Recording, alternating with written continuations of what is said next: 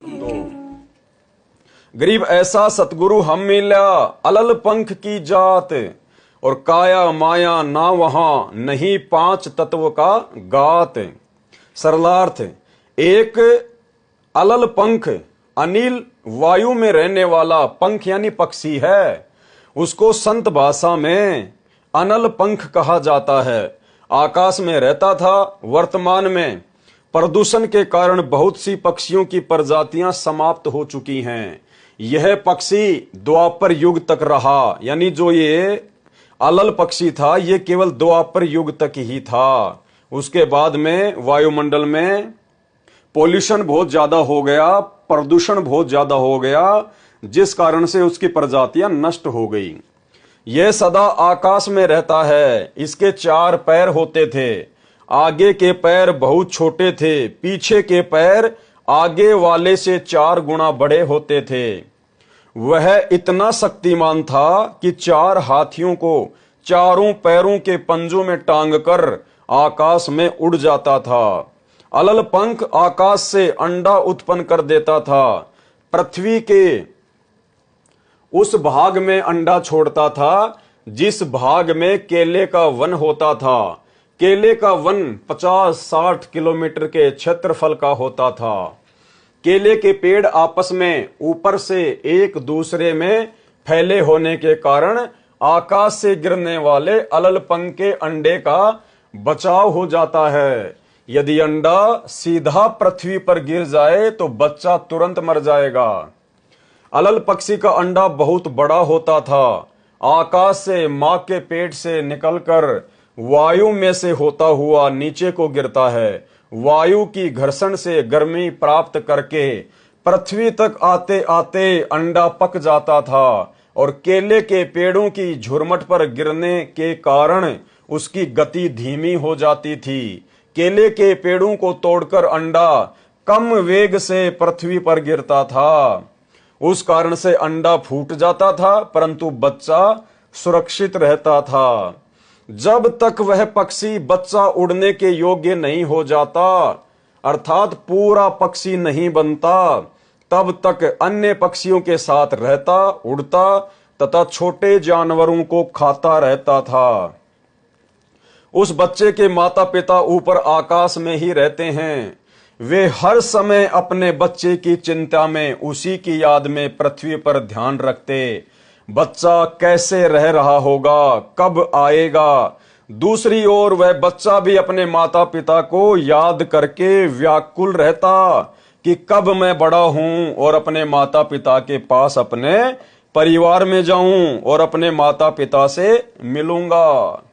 यानी अलल पक्षी का उदाहरण देकर गुरुदेव भगवान हमें समझाना चाह रहे हैं कि जिस प्रकार वो अलल पक्षी का बच्चा जो ऊपर से अंडे के रूप में आता है, नीचे फिर वो बच्चा बनता है, फिर युवा होता है, यहाँ पर रहता है, खाता है, पीता है, अन्य पक्षियों में खेलता है, लेकिन उसका ध्यान, उसकी सुरती सदैव अपने माता पिता में रहती है कि मैं यहाँ का निवासी नहीं हूं, ये मेरा लोक नहीं है, यहां तो मैं नीचे गिर गया, मुझे वापस ऊपर ही जाना है।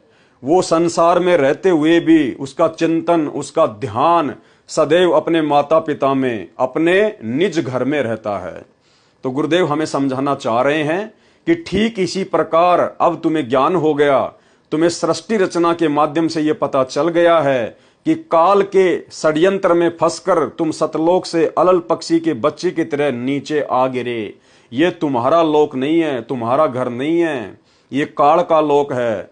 और अब जब तुम्हें ये ज्ञान हो जाए, तुम्हें जब सच्चा सतगुरु मिल जाए, तो जब तक हमारी भक्ति पूरी नहीं होती है तब तक हमने इस गंदे लोक में रहना भी है, लेकिन सिर्फ अपनी भक्ति को संपूर्ण करने के मकसद से। बाकी हमारा ध्यान, हमारा चिंतन सदैव सतलोक में जाने की तरफ ही होना चाहिए कि अब मुझे यहां और जन्म नहीं चाहिए। जिस दिन मेरी भक्ति मेरा गुरुदेव भगवान पूरी करवा देगा, मुझे तुरंत यहां से निकलना है। उसके लिए हमने पहले से तैयारी करनी पड़ेगी। हमने हर प्रकार से गुरु मर्यादा में रह के, हर प्रकार से काम, क्रोध, लोभ, मोह, अहंकार जो गुरुदेव हमें बताते हैं, हमें कैसे उनसे दूर हटना है, कैसे हमने अपना ध्यान सतलोक में लगाना है, वो रिहर्सल हमने सदा करते रहना है। अब भाई और बहनों, ये दया उस अलल पक्षी के बच्चे की तरह ध्यान, सोच, चिंतन, ये केवल आप और हम सत्सेवकों के ऊपर परमात्मा की दया हुई है। अन्यथा हमारे ही गुरु भाई बहन, सतलोक आश्रम मैनेजमेंट हरियाणा से जुड़े हुए भाई बहन, आज देखिए किस प्रकार से वो लोग राजनीति में धंस गए हैं। कभी कांग्रेस का समर्थन करते हैं, उनकी रैलियों में जाते हैं, कभी बीजेपी वालों का समर्थन करते हैं, उनकी रैलियों में जाते हैं, प्रधानमंत्री की रैलियों में धक्के खाते हैं, जगत वालों के साथ में आवश्यकता से ज्यादा यारी दोस्ती निभाते हैं। किस कदर हरियाणा के जाट आरक्षण में जबरदस्ती इन्होंने समर्थन दिया। जाट आरक्षण वालों ने इनसे समर्थन नहीं लिया, इन्होंने जबरदस्ती समर्थन दिया। राजस्थान के मृतक गैंगस्टर आनंदपाल सिंह की सीबीआई का इन्होंने जबरदस्ती समर्थन किया। जबरदस्ती उन लोगों को 5 लाख रुपए चंदे के रूप में भक्तों का दान दिया। राजपूत करनी सेना ने नहीं कहा कि हमें 5 लाख रुपए दो, जबरदस्ती इन लोगों ने दिया। ये जबरदस्ती कौन करवाता है? शैतान करवाता है, काल करवाता है। जब भगत की मर्यादा खंडित हो जाती है तो उसके सिर पर काल बैठ जाता है।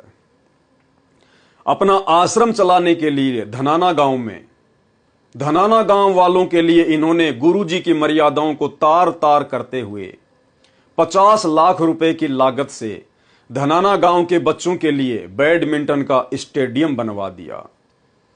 गांव वालों के लिए सड़कें बनवा दी, गांव वालों के लिए एम्बुलेंस चला दी, बसें चला दी, और काल प्रेरणा से सतलोक आश्रम धनाना में एक बहुत बड़े 3 एकड़ में यानी 10-12 बीघा जमीन में एक हॉस्पिटल का काम शुरू कर दिया। और भी न जाने कितने कुकर्म जिनकी कोई गिनती नहीं है। तो भाई और बहनों, अलल पक्षी के बच्चे की तरह जो चिंतन होना चाहिए, जो ध्यान सदा ऊपर होना चाहिए, उसकी रजा परमात्मा धीरे धीरे आप और हम सत्सेवकों के ऊपर बख्श रहे हैं। तो कितने दयालु हैं गुरुदेव भगवान, जिन्होंने आप और हमारे ऊपर इतनी बड़ी मेहर कर रखी है। और दूसरी तरफ आश्रम वाले भी परमात्मा के बच्चे हैं, लेकिन उनके संस्कार कमजोर हैं, जिस कारण से अभी उनका ध्यान, उनका चिंतन सतलोक की तरफ नहीं है। दूसरी ओर वह बच्चा भी अपने माता पिता को याद करके व्याकुल रहता है कि कब मैं बड़ा हूं और अपने माता पिता के पास, अपने परिवार में जाऊं और अपने माता पिता से मिलूंगा। जिस समय वह बच्चा पूरा पक्षी बन जाता है तो ऊपर को चलने का अभ्यास करता है। जिस प्रकार आज हम ज्ञान समझ में आने के बाद संसार से, रिश्तेदारों से, समाज से हम संघर्ष कर रहे हैं, तो वो बच्चा भी जैसे बड़ा होता है फिर वो अभ्यास करता है, तो ऊपर को चलने का अभ्यास करता है, बहुत ऊंचा उड़ जाता है। वहां से उसको हाथियों का झुंड दिखाई देता है जो केले के वन में ही रहता है। हाथी सैकड़ों की संख्या में इकट्ठे रहते हैं, केलों के पेड़ों को खाते हैं, उन्हीं पर लेटते हैं। अलल पंख जो बच्चे से पूरा पक्षी बन जाता था, एकदम हाथियों के झुंड पर झपट्टा मारकर 4 हाथियों को अपने चारों पैरों के मजबूत पंजों में फंसाकर उड़ाकर आकाश में उड़ जाता है। अपने परिवार के लिए आहार भी साथ ले जाता है, अपने परिवार से मिलकर अति आनंदित होता था। संत गरीबदास जी ने बताया है, उदाहरण दिया है कि परमात्मा यहां पर सतगुरु रूप में आया था। क्या कह रहे हैं गरीबदास जी? कि परमात्मा सतलोक का राजा कबीर साहेब वो स्वयं ही सतगुरु रूप में आया था। अर्थात आज वही कबीर परमात्मा स्वयं ही सतगुरु रूप में संत रामपाल जी के रूप में आए हुए हैं। वह हमें भक्ति बताने हेतु आए थे। आज गुरुदेव भी हमें भक्ति बताने के लिए ही आए हैं, और यहां गुरुदेव कोई बिजनेस करने के लिए नहीं आए। आप और हम आत्माओं के आत्म कल्याण के अलावा गुरुदेव का और कोई मकसद नहीं है, कोई स्वार्थ नहीं है, कोई काम नहीं है।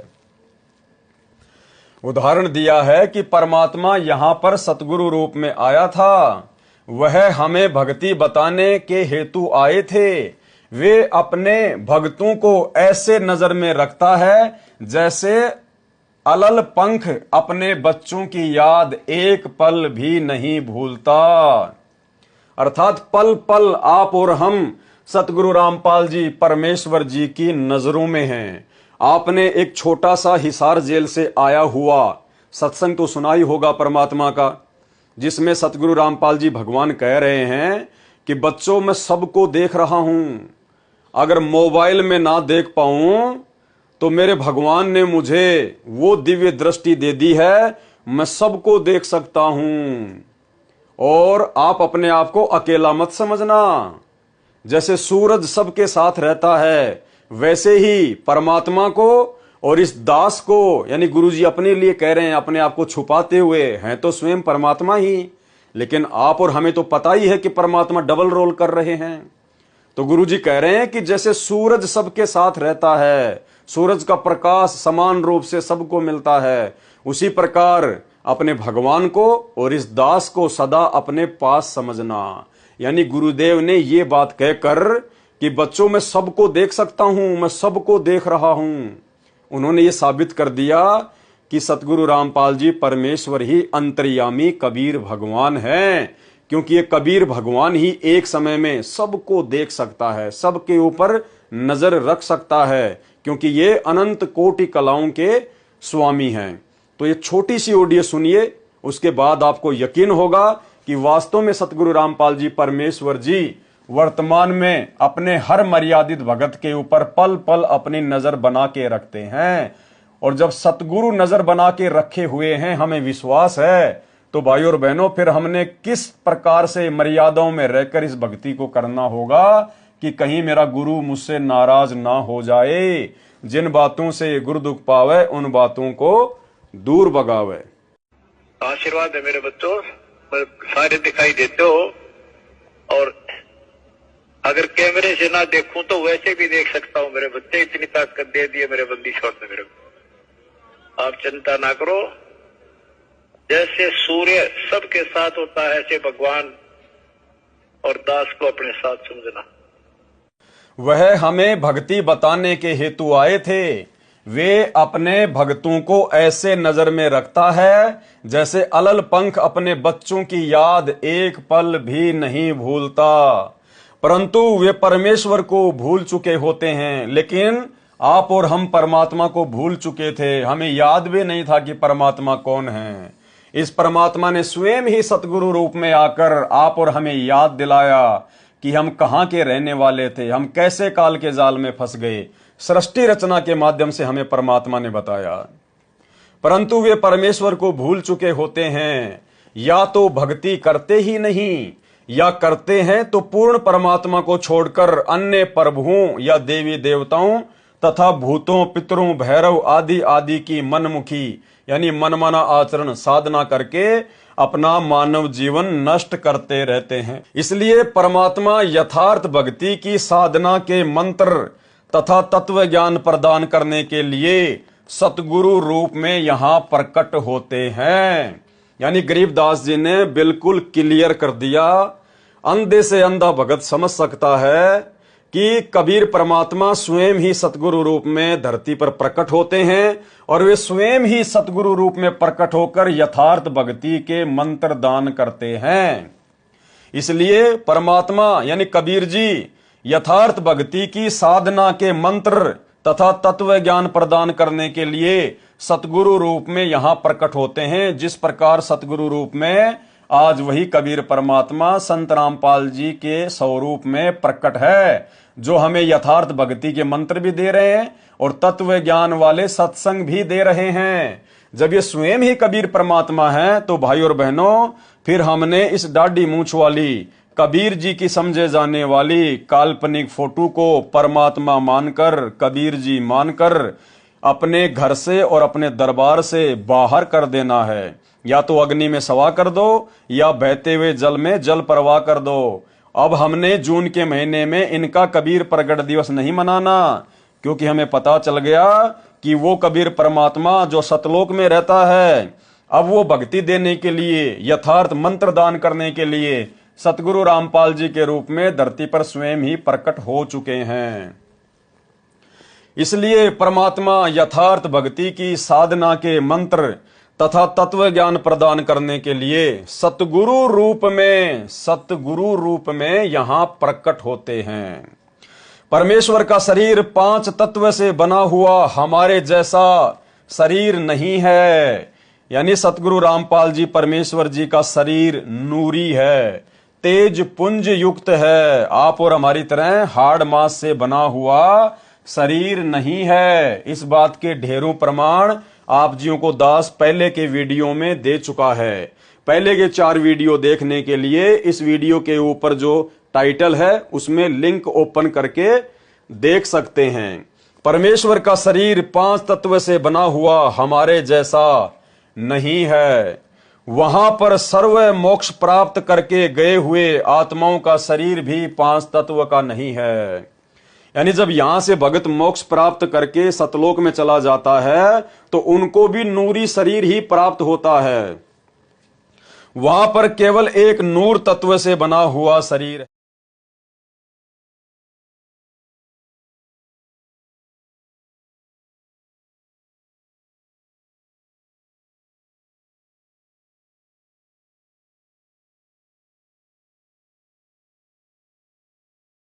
के